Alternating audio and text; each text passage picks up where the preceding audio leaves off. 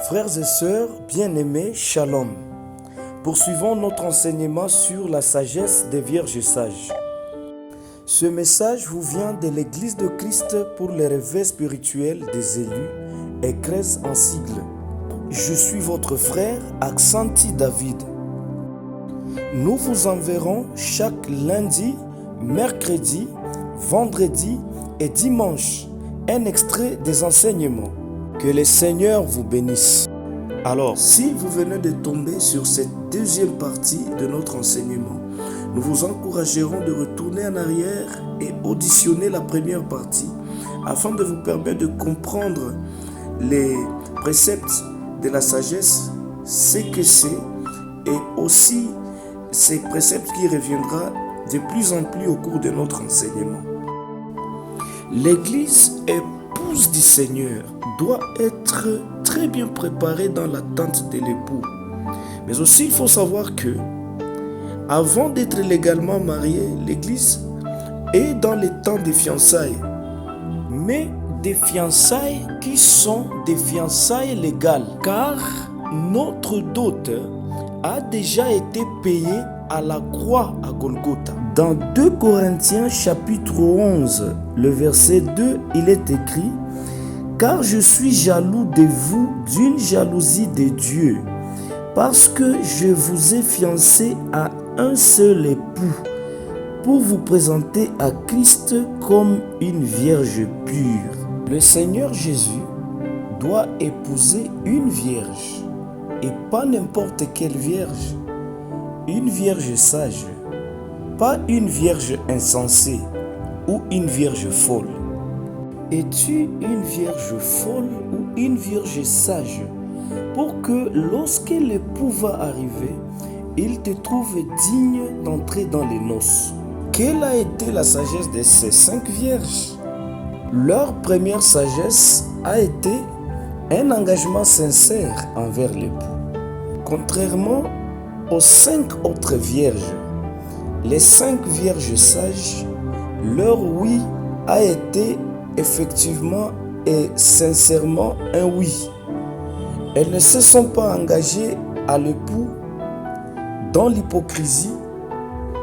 Elles se sont engagées entièrement de tout leur cœur et de toute leur âme, et plus encore de tout leur corps, parce que on ne peut pas donner au Seigneur une partie de soi et qu'une autre partie on puisse la laisser au monde.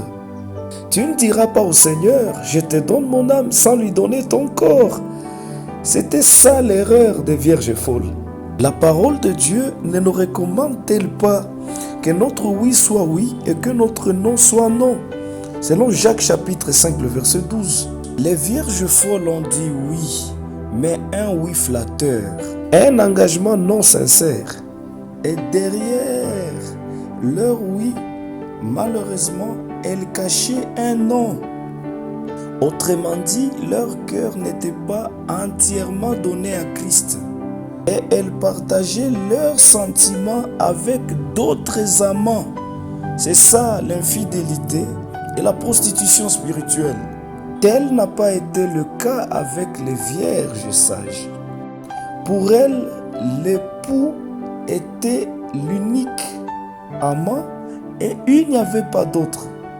L'engagement sincère. Il y a un manque de sincérité dans l'engagement de plusieurs chrétiens aujourd'hui envers le Seigneur. Cela s'exprime à travers un fanatisme religieux, un fanatisme envers les hommes de Dieu, les prophètes, les pasteurs, les apôtres. Ce manque de sincérité dans leur engagement s'exprime aussi à travers l'insatisfaction, où la fiancée estime que ce que son Seigneur lui donne est insuffisant. Voyons cette illustration des Saintes Écritures dans Osée chapitre 2 à partir du 7e verset. Lisons au nom de Jésus-Christ. Leur mère s'est prostituée, celle qui les a conçus s'est déshonorée, car elle a dit: j'irai après mes amants qui me donnent mon pain et mon eau, ma laine est mon lin, mon huile et ma boisson. C'est pourquoi, voici, je vais fermer son chemin avec des épines. Là, c'est Dieu qui parle maintenant. Et y élever un mur, afin qu'elle ne trouve plus ses sentiers. Elle poursuivra ses amants et ne les atteindra pas. Elle les cherchera et ne les trouvera pas. Puis elle dira, j'irai et je retournerai vers mon premier mari, car alors j'étais plus heureuse que maintenant.